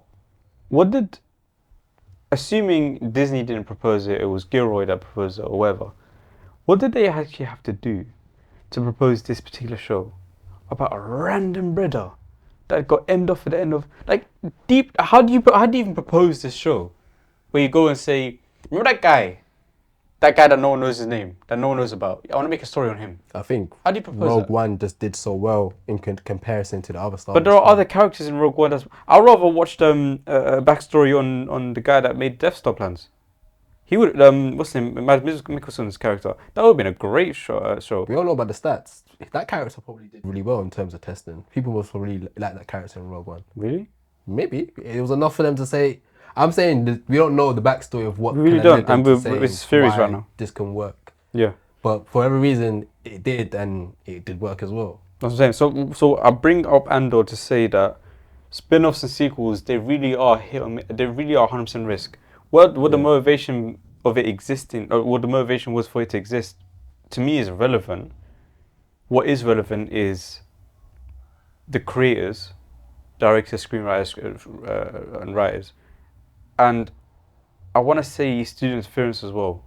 How much they really involve themselves rather than, because I don't think they give a shit about Andor. I thought, do we? Well, I don't give a shit. Yeah, Whereas with Obi-Wan, it's Obi-Wan. Do this. Ahsoka, do this. Fucking, I don't know, whatever other shows were Mandalorian eventually was like, do this once it became good. So student interference has a big part to play whether something lands or doesn't land. But the way I also see it, another side to it is that if they're still interfering, that means they must have done stuff interference in the past where it worked. Yeah. There must have been some type of interference in the past where it actually ended up working out very, very well. Otherwise, if it's always been trash, why are they still doing it? I hear it. I guess it comes like the sequels will always exist regardless. So I think the next argument is that to make sure that the ratio is there, like the ratio That's what we to need. independent Yeah. or Yeah. original IPs to franchise, and it seems like the ratio is kind of off right now. So Because there's very few of us. People like us that watch these kind of movies, they don't. There's very few of us. and I think a lot of their thinking, like when they get into their think tanks, their brainstorming, it's a lot of like logic and algorithm. Okay, what will make us the most money, or what's the lowest risk and the most money will be to take something that has an established fan base IP, and so you don't have to work to build one. Yeah. And that will gain us the highest reward from the lowest risk, as opposed to creating something entirely new. Which is business, bro. Yeah, It it really is. is business. Yeah, And like A24 and Neon and all these small time studios, they don't care about business. Yeah, I mean, not 100%. That obviously is But there. they're more on the But they creative side just of want to. things. They understand the fact that if you just make a good story, Yeah. just make a good story. Yeah. It really isn't that difficult. Man. I think it just goes to the balance, man. If we can get more of those balance with the sequels, then I'll be happy. But there's certain sequels that needs to go, fam. Like, But I think that's why I've created, like, I can just delete them out of my brain. I didn't no longer exist. And can I'm you happy delete about stuff it. out your brain like that? Yeah, man. Just control delete, You my ain't guy. give me that hard drive, fam. Yeah, just control Z, just undo it. But that's it. I can just delete these things out of my brain and say, you know what? My Toy Story franchise ended at 3. There's no 4 and 5. I ain't gonna lie though. I think Toy Story 5 might slap still. Theoretically, it looks fucking great, right? might So now my thing's like, oh, my the concept looks interesting. my Toy Story franchise is 1, 2, 5, 1, 2, 3, 5. You skip. Oh, it's scored 4 and he says. You know what I'm saying? But like, then I have to do that. So technically 5 is 4 for me. But either way, that's it. It's not our risk to take, and it's our responsibility to choose what we like, what we don't like, and we don't give money to the shit, and we give money to the good. Simple as that. That's why I didn't go watch Man on Web, even if I really wanted to watch it. Yeah. I wanted to see how bad it was, but now I'm not giving you money for that. I'll watch it illegally if I have to. You wasted a car. Cool. Fair. I think we can move on to intakes. So Sure. intakes is part where we talk about shows and movies that we're watching that we want to recommend people to go check out. Aladdin, do you have any? Or I only got one. I don't think I've been watching anything. Go on, say Yeah, something. I haven't seen. I've been slacking. I did something the other day that I don't usually. I've stopped doing. I used to do this thing where I'd always rewatch movies I've already seen, Yeah. and I watched Civil War. We watch movies that you've seen before. Yeah, so this year I've been watching new movies. Yeah. Anytime I want to watch a movie, I watch a new one. Yeah. But I recently watched Captain America: Civil War again, Yeah. just because I wanted to, like, you know what, I'm in a philosophical mood. I want to kind of How like. does it feel since watching it last time? Does it still hold up to how you originally thought of it? I don't think that movie ever gets. It gets better every time we watch it, man. Top 5 Marvel film, innit? Oh yeah, top Maybe three. top 3. Yeah, top 3, man. Come on. Oh, shit, I might put top 3. Definitely. But that's it. It's when I want to. When I want to watch a good argument, a solid argument, where it's like, you're right. Shit, what side am I on? Yeah. I watched Captain America: Civil War. Who's arguing like that? Hmm? Who's arguing like that? In Captain America: Civil War. Who's arguing? Yeah. Civil War. Who's Oh, arguing? Civil War, my bad. What do you think I was saying? I thought you were talking about Winter Soldier, you know. I don't know why Winter Soldier came off. I mean, they're arguing Oh. their fists. You know what? I'll teach your mind. It's not top But 3. isn't Civil War Tony finds out that Bucky killed his parents? At the end, Yeah, yeah. But yeah. I'm talking about more the chords and like the Oh, whole. yeah. Should we be run by the government or not? Yeah. It's a solid argument It's a cool film. on still. both sides. Yeah. And as much as it is a Captain America film, it's done so well where you struggle. Because what I like revisiting these movies, having been growing up and now I'm older and now I've got more of an insight in life and whatever, right? So when I'm watching it, I'm like, I've always been Team Captain America, right? It's like, oh no, why would you allow yourself to be controlled by the government? They're full of shit, da da da. But then you start paying attention to Tony's scenes, and Tony's talking about, oh, we killed this person, or we killed this person, or look at this footage of Hulk jumping from one building, da da. And the person that was filming it, him dead. Yeah. you watch that and think, shit, I Kind of don't agree know. with both sides, innit? I can't walk away from this. I ain't gonna lie, conversation. Captain America's annoying though. He was jarring me in that film, bro. In Civil War. He's too much of a good youth, fam. Like, fam, let me just No, that was the let one me just movie- punch Bucky a couple times, fam. No, but Let me just that slap him up a little bit. you want to slap Bucky Yeah. for being brainwashed. Look, fam, I'm angry right now, bro. I know Captain America's right what he's doing. Yeah. But all that, let me just get a couple swings He in, knew. bro. and Bro, he didn't you're tell so him. mad. Let me tell you, I'm gonna say one thing before I'll let you guys go. This is why I think this is why I love the Russos and why I'm so excited for the Russos to come back here. There's one particular thing in this movie that no one ever like pays attention to. So you know how at the end of the fight, at the end of the movie, sorry, when Iron Man fights Bucky, he shoots off his arm, right? Yeah. No one actually understands how deep that is. Early in the movie, when we first see Bucky, what is he doing? He's at a market and he's using his metal arm to pick up plums and feel their ripeness. Deep it. In order for you to feel something's ripeness and to feel its how soft or hard it is, you have to have insane nerves in your hands. No? Okay, fair enough. Go on. What? Say, I thought that was a pause moment. Was it what? I thought it was a pause moment, say. Or have something in your hand and feel its ripeness. You look at my do this the whole time, Hard and you're like, but now what's it? In order to feel something's hardness, the amount of nerves and in your fingers you must have. Yeah. So for his arm to be blown off, is basically his actual arm, if not more sensitive. Those small things that they throw in their movies that no one notices, but passionate fans, Fair enough. is why I love these guys, bro. Shout out to the rhythm. Sorry, and Stephen McFeely and Christopher Marcus, but like, yeah, Do that. they're the writers. Oh, shit, okay. Hey. Christopher Marcus has Stephen McFeely's come back for Doomsday. But yeah, but not the other So guy. it didn't seem like be good then. Yeah, no, that's it. So that's what I'm excited for, because these people they're genuinely passionate about both the movies and making a good movie that's so like Fair. entertaining and rewarding for the fans. And yeah, man, it's just, a movie like that is a great. That should be a great study for an English for a lawyer. What's it? Anyone studying law To watch Captain to watch Captain America: Civil War and can't, have a discussion. Alright, man, cool. You got your shit off, man. Dude. Do you think that's it was a good film. do you think man. I'm bullshitting? I ain't saying you should play it in universities to study human emotion. Huh? That's the film you should play for studying human emotion. Not human emotion studies. Study debates and arguments, whatever. And, what makes more sense? Who was right? Yes. Iron Man or Captain America? Yes. In university. Watch it and then come back to me. Yeah, you can't. No, G-Think, Miles, watch do you it, have come back anything to that me. you Watch watched it, come that back to me, you and you understand what I mean. The stuff that I haven't watched anything new recently. I've been rewatching stuff to prepare for watching new stuff. So, and people come to me about things I've recommended to them. So the things that I've rewatched are the things that I'm watching right now. So for example, I recommended to a friend of mine to watch Snowfall. Yeah. Snowfall the series with Damson Idris in it, Yeah. and he's telling me like how much he loves it and like the layers and the character development over the 5 seasons and the ending and the themes. Snowfall, Sandman. Have you seen Sandman? No, I tried to watch it. I didn't get into it. Sandman on Netflix. I'm watching Give some time, slowly we'll make a solo video about it. Not with that Sandman you said. and I'm watching Vinland Saga season 2 at the moment. I'm so behind on anime. I know. I'm behind on that. I'm still on season 1. Okay. Season 2 is completely different, but yeah, I won't spoil anything Yeah. for that. But those are probably the 3 things.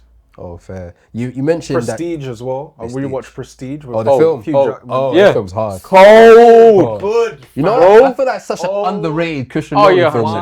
My God. But that's I think it's the- one of his best films. Yeah, could be his best. It could because be he his was best. such Definitely because he's top such a 3. cold director. Yeah. Everything he makes, it's almost like you forget about his previous work because his new thing's so good. Yeah. And because I know the twist, when I was watching, I was thinking, I know the twist. This is not going to be interesting to me anymore. But there's so many like different layers layers Watching and the the movie things they again. do. Such The good movie film. itself is like a magic trick, like the sleight of hand and the words and the quotes that they use. Like one of the quotes in the movie is that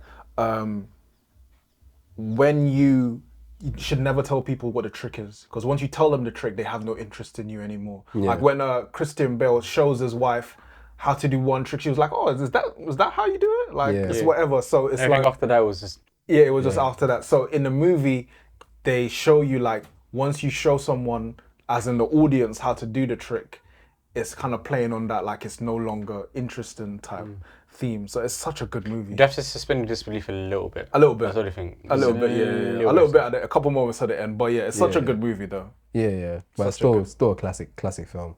I I don't was think gonna it's a ask you. classic film, man. You don't think it's classic? No, as in like a classic is a great film, but to me, classic means everyone agrees that this is a great movie. People will say it's not a good movie. None of people have seen it to get the So it's a numbers. cult classic then. There we go. Yeah, I'll give it. I don't know if it's a cult classic. I think there's a lot of people that have seen it, but not enough. No, compared to it's these not other films. But in Compared general, to like this film Inception should be. or Interstellar. But it should be on the same level as that. I think so too. But Right? I think it's also an But it's early not. film of his. Maybe That so. people didn't even know Christian Nolan like that back then. And speaking of which, like recommendations, another film, Christian Bale was in that one. But have you ever seen Equilibrium with Christian Bale? No. It came out around the same time as Matrix. Was supposed to come out before Matrix, but because it got delayed and Matrix came out first, it kind of stole the thunder. Yeah. But it's like this type of dystopian future where everyone lives in a world that there's no art, no music, nothing like that. And you have these people like Christian Bale who are enforcers. So if they find you with like a piano in your house, you're getting shipped out. You're getting arrested. Yeah. And there's this scene where they arrest someone, but he's in the room with like the apparatus and the instruments, and he listens to like classical music for the first time, and like you could just see his face, like his whole world is like upside down. He starts crying because he can't really understand, and he was like, so after that moment, he's like torn.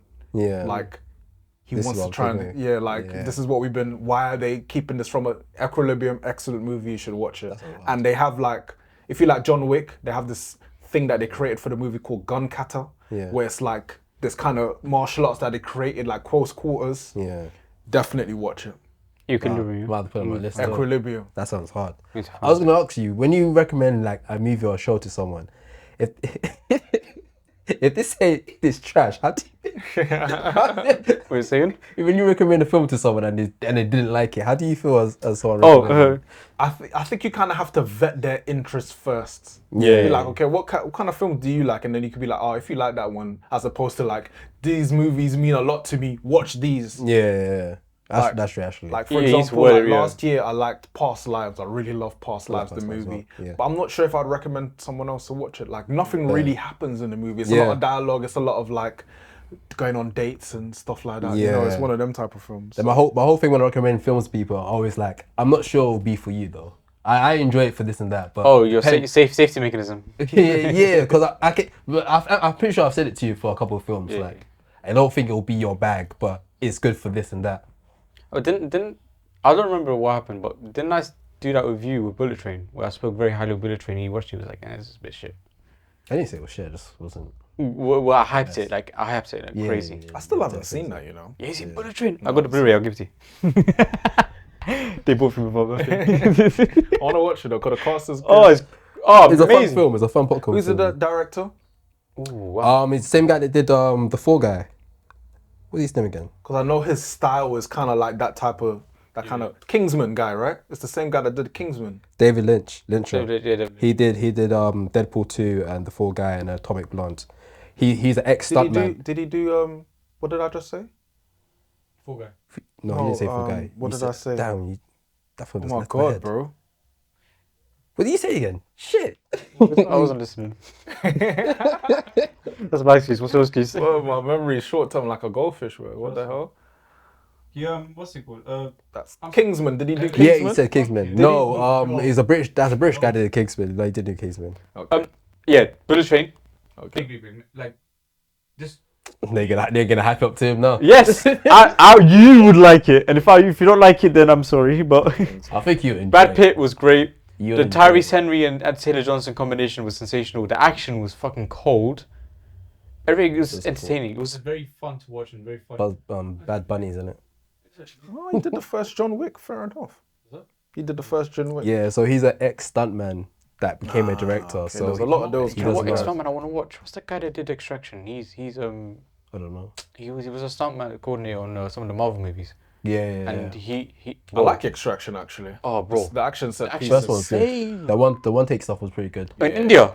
The No, second, we try to save the kid. second And the one movie, and was you know, trash. you know, if you watch Corridor Crew, they do like stuntman reacts as well. Innit? They brought on I think they brought on the director actually, and he was talking about certain scenes where actually, like there's one scene where Hemsworth is fighting with that Indian guy, Yeah. and they fall off the building, and he licks his head off the truck, and it actually happens in real life. Like he dropped and licked his head off the truck, and they kept it and used it in the film. You know that's the same thing that happened with Tom Cruise when he jumped off the building. Ankle, yeah. He jumped. Yeah, on, and he jumped fucked building, his leg. fucked Yeah. his leg, but he carried on. He kept going. He kept doing it. Running bare funny and that. He's like, "Do we get it? Got it? Cool." Then he was out for a couple of weeks because Listen, we got it. Okay. Ah. that guy, bro. That guy's like 70, bro. Top Shit. white fam. Top Damn. 5. But no, yeah, what's it? Yeah, watch Corridor Crew and watch Bullet Train. Yeah. Anyway. Yeah, Tom Cruise is my Snapple facts. Tom Cruise is my favorite actor of all time. Favorite actor? What do you think of him? I think he's top 3 white men in the world. I'm not mad at it. Shout out to all the Scientologists. Hey, bro, wherever they're following is keeping them going, bro. That guy's 62, bro. A man's climbing off buildings and shit, bro. See what he did at the Olympics as well. We did Olympics. Yeah, he was at Olympics. He jumped down from the ceremony. top of the stadium and literally just zipped down. Because obviously the next Olympics is going to be in LA. So it's like a handing off the torch, like Yeah. passing it, yeah. Literally, hand us. Yeah. Shout out to him, man. Isn't he making a movie in space? Yeah. I don't know what's going on with that right now. I He's shooting remember Mission hearing Impossible. about that. That's Shooting Mission Impossible right now, but I think it's in between. Yeah, them flights are gonna be crazy. crazy guy. Well, hit SpaceX after Elon Musk for that boy. Yo, Elon, I got an idea. Hear me out. Sick, man. Cool. That's all. I don't have any intakes. I have no intakes because I haven't been watching anything new except for Alien and Aliens. I'll definitely recommend Alien. I'll recommend Alien to you to watch. To give that a watch. No, That's there's a few classic. He still had like a solid little bunch of stuff to watch. Yeah. I'd say that's a solid. That's a 10 out of 10 for me. You know, I really enjoyed Alien? the film. Yeah, I enjoyed it a lot. Yo, Well, this film was list is like- getting longer, but I'm not watching anything. Yeah, you start watching stuff, my guy. Huh? Yeah, I said you still need to start watching this stuff on your list, my guy. I was gonna watch Civil War again. That's big enough. That was my life for a long time. But whenever I watch a movie, I just watch the same shit on repeat because I really liked Repeat. it. I think I can want to watch the film again if there's enough gap in between. Yeah, definitely. Like I wouldn't watch the same movie twice in a week, But but now that I review films a lot more now, it's like I might try to watch films multiple times just so I can catch things and make notes yeah, on it. that's what Jeremy Johns does. Yeah. Myles, before we wrap up everything, we'll get to just hear your film story and how you got into like reviewing movies and TV shows. How did I get into it? Yeah. Well, the background for me, just in general as a person, I just love stories. Yeah. Whether that be reading, whether that be comics, whether that be video games, whether that be anime. But I just watched a lot of movies as a child. Yeah. And for whatever reason, like my memory for those type of things is very good. So I'll be able to tell you, like when I watched Matrix, this specific thing happened in this scene and this moment. So I have my memory in terms of things that I'm passionate about has always been there. Yeah. And in terms of Agents of Screen as a platform and a channel, it started basically, initially it was a group of about 10 of us. Oh yeah. Yeah, so it started as we have this cinema and movie WhatsApp group chat, and we have a lot of different characters. Some people specialize in some things. Marvel guy, DC guy, action guy. Got a guy that watches a lot of horror. He was like, okay, we have a good banter. Why not try and like, let's put it on camera. Yeah. So it started as live at the cinema. So we would do all our reviews as a group live at the cinema. But then COVID happened. Damn. And then, like, I was the only one that was kind of prepared to be on camera Yeah. and do solo videos. Yeah. And then doing that through COVID and out of COVID, it kind of like blew up. Oh, okay. So after that, it was like people didn't really feel comfortable. It didn't really make sense. So I kind of took it and took the baton and ran with it. Nice. And then, things graduated. It used to be just YouTube. Then I expanded to like TikTok and Instagram. And yeah, it's just been upward and onward from there. It's been a journey, a lot of trial and error. But yeah, it is with reviewing movies. Some hit, some don't, and it's kind of like just kind of find where you kind of fit and everything else. But I think with movie stuff, it's such a niche thing. it is a niche. So it's the pacing for growth is quite slow. So you have to really enjoy talking about it. And there's little tricks and little things and cheats that I try to do to like Yeah. like you should never, I know Stephen has said this before, Stephen Gateface, but you should never really be too obsessed with the numbers. Yeah. But like, for example, I wanted to try and hit 1,000 subscribers on YouTube. So I tried to just do as many reactions as I could. I used to even do like rap reactions and stuff like that. Yeah. So that was the kind of thing that helped to get the numbers up there. But you have to kind of learn what, like, for example, YouTube likes more long form content. Yeah. TikTok is like more short form content. So you have to kind of learn. There's a lot of learning that you have to do. I think one of the biggest takeaways for me is that like networking is probably the most important thing you could do. Like, say if you have two of us, your content is really good, but your networking is trash. And my content is trash, but my networking is really good. More likely I will go further because my networking is more like, more people will get to see your thing. So you have to bear that in mind and don't beat yourself up too much into like if you miss a movie. I used to be like, I have to review everything, every TV show, every sacrificing sleep, you know, the editing process is long. Bro, tell me about it, yeah. Bro, listen, 8 hours, bro. especially like when you go to a screening, the embargo is up tomorrow. Yeah. You got work tomorrow, You wanna and you get have that to write the review, film the review, edit the review, and get it out. What about sleep? Oh, it does not There's a exist. lot. No, there's no sleep. Bro. There's no sleep. There's So no sleep. a lot of people don't see that side of it, but there's you know, and you have to trial and error to try and make things easy for yourself. But you have to pick and choose and be smart about things as well. Yeah, I think the most, like you said, I think the time thing, we kind of hold on to it too much, where it's like, we want to be one of the first ones to put it out because we know that it'll probably bring more traffic. But a lot of times we can actually wait, take our time and put out some really good content and it will still catch that wave because people are still going to be clicking on looking for certain stuff in the film. And sometimes you kind of want people to watch your stuff long after the film's out because that's the one that's going to keep the viewership going through. Like content like that kind of lasts a little bit longer. So like even us like doing like trailer actions, we know that just brings up a lot more viewership on it. But like the stuff that people last longer is debates talking about certain film stuff. I think those type of content lasts a longer time. And weirdly, what you find is that the most popular movies tend to get like less views, if that makes sense. Yeah. Because it's like, you have like influencers and all type of people coming to like the Deadpool and Wolverines, but not so much with like the Civil Wars. Yeah. So you might get more views on the Civil Wars because there's not as many people reviewing it. Yeah. So like you have to just try and be clever with it. Because like for Deadpool and Wolverine, instead of, obviously I did a review for it, but they were like, instead of just doing the one review and relying on that one thing, I did like 5 bits of content inspired by Deadpool and Wolverine. So I did like the review, I did like first impressions, I did Hugh Jackman top 5, I did the story of how Hugh Jackman became Wolverine. So instead of just relying on that one thing, you have to try and think ahead. You have to milk it a little bit and like find other avenues to talk about a certain film to get. For example, Gladiator 2 comes out in November. Yeah. So Ridley Scott, top 5 Ridley Scott, top 10 Ridley Scott. That'll be interesting. So I have a lot of movies to watch that I haven't seen. So between now and November, which is a realistic time frame, I could do that. Denzel Washington, top 10 Denzel. Oh shit, easy. That'll be crazy. Yeah. So try and find ways around it. But it's been an interesting journey. And it's good that as time has progressed, like the community has kind of started to really grow. Really starting to shape into it wasn't like that maybe 2 years ago. Yeah. That was interesting because we started 2 years ago. Yeah. Yeah, it was 2 years ago. Yeah. And I feel like for us anyway, we didn't really see much people doing content. That's why we kind of started, because we didn't see much at the time. And then it seems like now we not only noticed that there was people doing it for a long time, but like realizing, okay, it seems like everyone's kind of like coming in together now. Like everyone's jumping on everyone else's platform now, which is quite nice to see. Sure.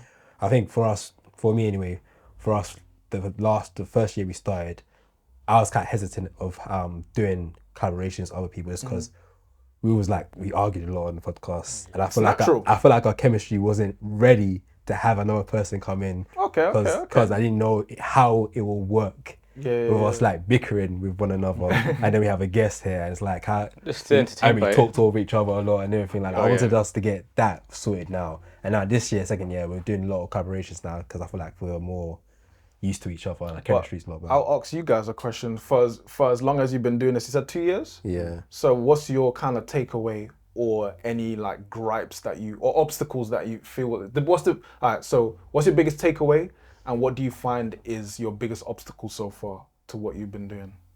Whether that be internal or external. Oh, my biggest takeaway is literally what you said. Like, there is no.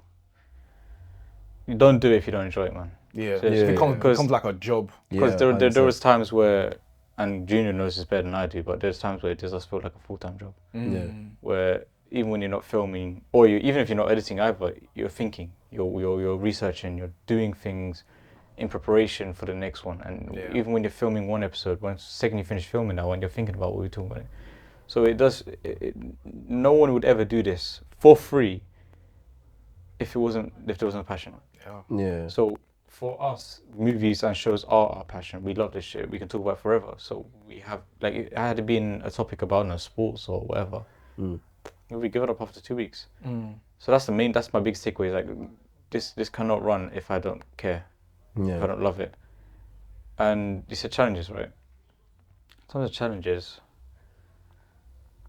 I guess it's that too, man. It's the idea of it requiring so much commitment and sometimes feeling as though all your efforts are being overshone or completely just like no one. There'll be times where you, right? we'll do like a good podcast. We get the clips, like this clip is gonna slap. I'll put the extra spice on the edits. Bruv, 200 gel on TikTok. My head's hot. Right? My head's hot. That's one of the things that I've shifted in my experience with this. I just all I really care about, and maybe it's a bare minimum thinking in it, but all I care about is did I enjoy my shoot today?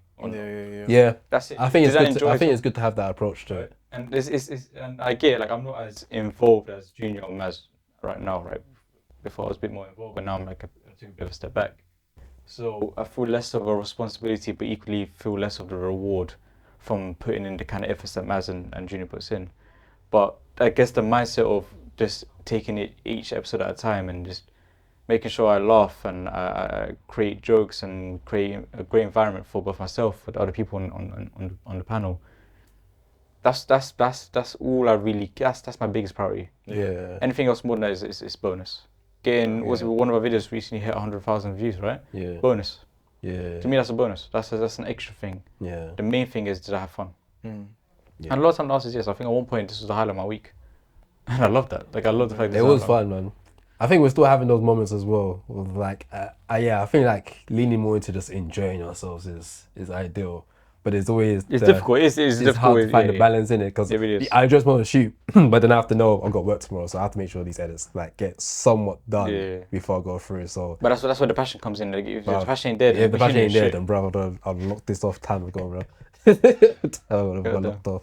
But yeah, the challenge is like I kind of on the same cast of Aladdin in terms of the grace in what was the first question in terms of what we were talking the most takeaways. Takeaway from me I kind of on the same cast of Aladdin. The challenge is the same as well. I feel like that you have to have a passion for it, and it is a very niche like subject, which is funny because normally when we find like a niche, you normally get the outcome from it a lot quicker because it's so niche. But with this, it still feels like, I feel like if we did football, you get, even though football in a way is a niche as well, you get a quick return from it because it's such a big thing. People love talking about football. If you see something they disagree on, you'll get a lot of viewership on. I think some reason with film, I feel like if you put so much content out, you might not get the amount of feedback as you want if you did another topic or another niche within itself. So plus, no one really, like, anyone that watches football, they just watch football and they want to talk about football. Yeah. And people that watch movies in general, they don't want to talk about it after that. They just want to watch it and go. You have to find the people that not only like watching movies but actually like talking. I want to hear people talking about movies, which is a bigger niche than other stuff. And what you have to also realize is that even going to the cinema, going back to what we were talking about off camera about cinemas closing, even going to the cinema is a niche thing. Yeah. Like for the casual person, for the normal person, how many times they're going to the cinema in a month really? That's true. Like, very true. Obviously we were privileged to, like, if we go to a screen you get to see it for free, you know, but if you're having to pay for it, you're paying for your ticket, you're paying for food. Yeah. to travel there as well. travel And there imagine, and depending back. what film it is, you probably spent a good 3 or 4 hours of your day doing it. Yeah, You even wanna like do it for a traveling. Yeah, the whole thing. And the thing is Childcare if you have kids. oh fucking, that's Yeah. even the whole thing. And what I've come to realize is I used to think that this was a thing that everyone does, right? I thought everyone goes to the cinema. And when I started talking to people saying, yeah, I'm someone that watches movies, I'll go to cinema regularly. Like, oh, they respond by saying, I haven't been to cinema in like a year. Yeah. I'm thinking, what the fuck? That's what I'm saying. But how came out last month for you, baby? This is so That's what many I'm years. saying. I can't remember the last time I went to the cinema. And that's a stuff regular like that. thing. I hear that a lot. So like I'm forcing people to go to cinemas to watch these movies. So like shit. Like this is a dying. Cinema in of itself is a dying thing, right? It's, Yeah. streaming has become a There lot was an more. interview with a guy named Kevin Smith. He did a film called Clerks, which is like a cult classic film. He did an interview with a, Oh, yeah, with I know Kevin Smith actually. Yeah, he did an interview with this guy Right, that's Kevin from Smallville. He interviewed like a lot of like actors and stuff.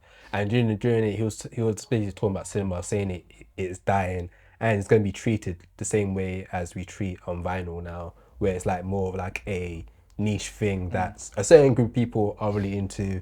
Is a luxury, not even a luxury thing, but a small group of people do time to time, and there'll be less theaters that people are going to. But it'll still be around, but the people that are into it will go to it. People that ain't just won't, and it will just be one of those things, which is kind of sad And then the next thing will be what? in terms of entertainment. Yeah. I think streaming was. I think Netflix won.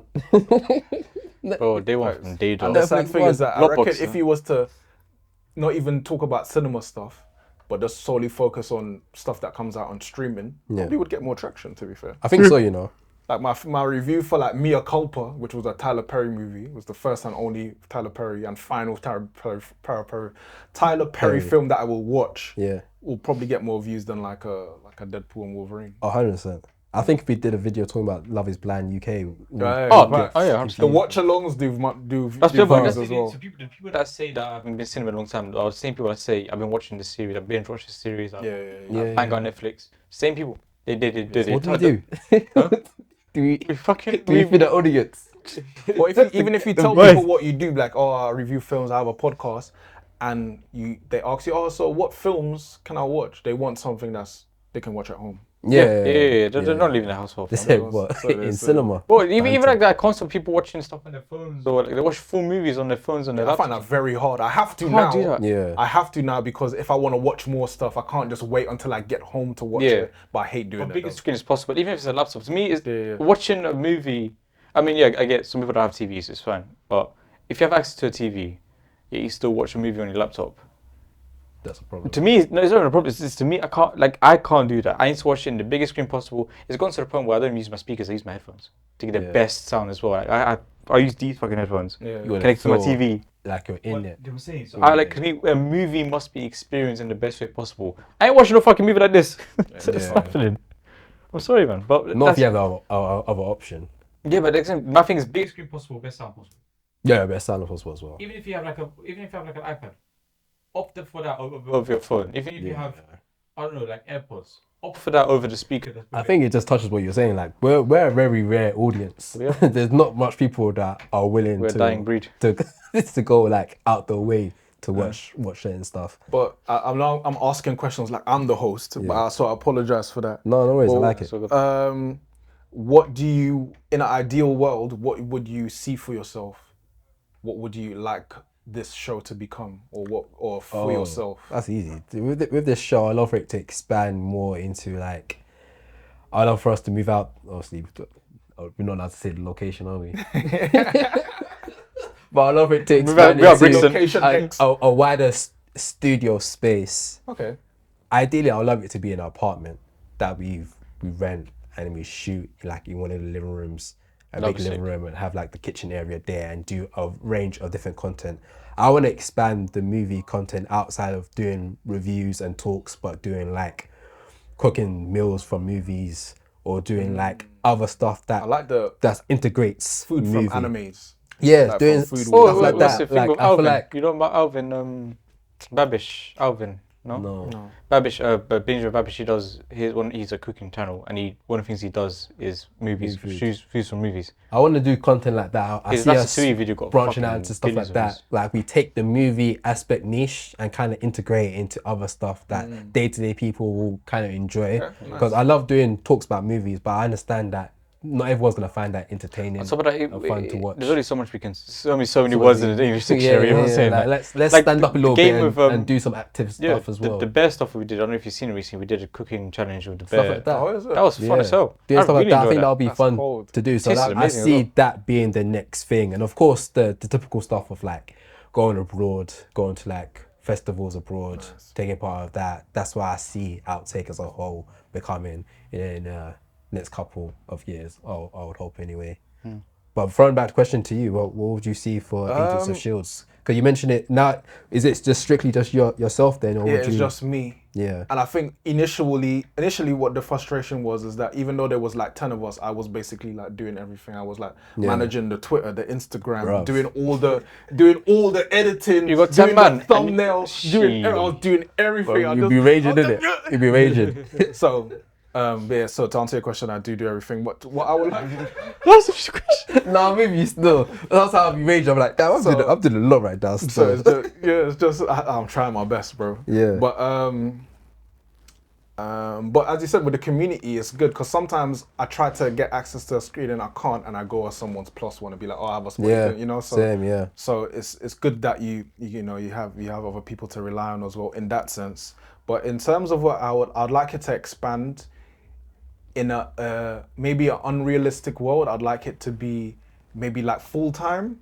Yeah. So I maybe have to branch into like doing more interviews and doing more presenting on stuff that is not necessarily film. Yeah. But just like being able to do it full time would be the ultimate goal. Ultimate goal, because as you said, there's only so many words in the English dictionary, and reviews. You pretty much say the same thing in every review. It's either you really liked it, it was mid, or you didn't like it. One of the three. Yeah. My thing with me, what I try to do is trying to make that interesting. How can I say the same thing a different way, in a funny way?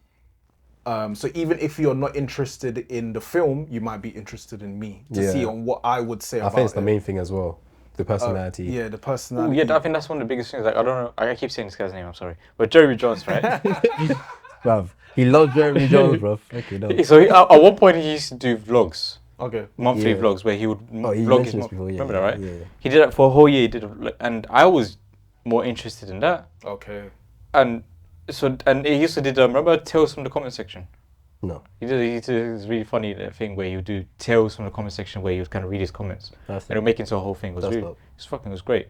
But the fact that I was more interested in watching those than his actual reviews shows that it's not about the doing, it's about the being. It's who are you being? What kind of personality are you showing? And And I think in this day and age, we kind of more into the personality of the person. yeah. Than Because anything else. really, I mean, look, we live in a day and age where everything's been done, right? Yeah. Anything you type in Google, you find. Whatever you're looking for, you find it. So it's not about whether it's been done or not. And the only time people will actually care about the actual finding out the information opposed to the person that's doing it is if you're trying to Google how to do something.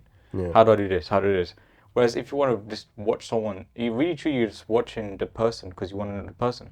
I get really excited when a certain YouTuber talks about a certain movie, especially when I didn't expect it.